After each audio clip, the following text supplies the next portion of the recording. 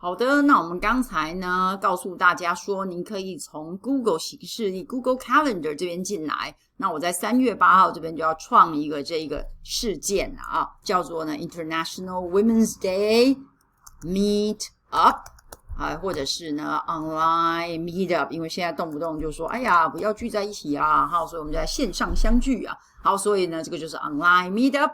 好，那这边的话我们其实还看不到说哪里可以去打开这个 Hangout Meet， 对不对？所以我们就要进到这个更多选项。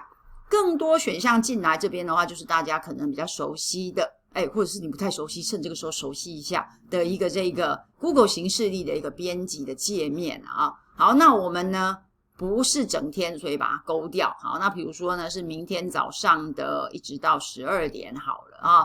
那这时候呢我们就会看到 Location Conferencing 新增会议。新增会议呢就是视讯会议，你看到这个镜头，所以我们就把它点下去。这时候你就会看到 Hangout Meet。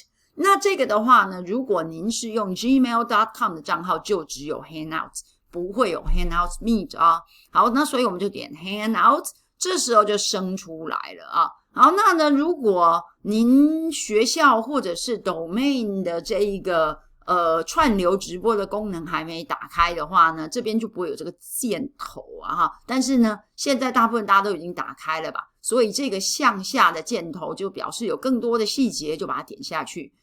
点下去其实也有啦哈，也有这个箭头呢，但是呢没有这个 Add Live Stream。不好意思，我刚才讲错，其实这个都还是有的哈。好，但是呢就不会有这个 Live Stream。这时候你就可以把这个 Add Live Stream 把它点下去，那到时候呢您到会议室里面就可以开启直播了。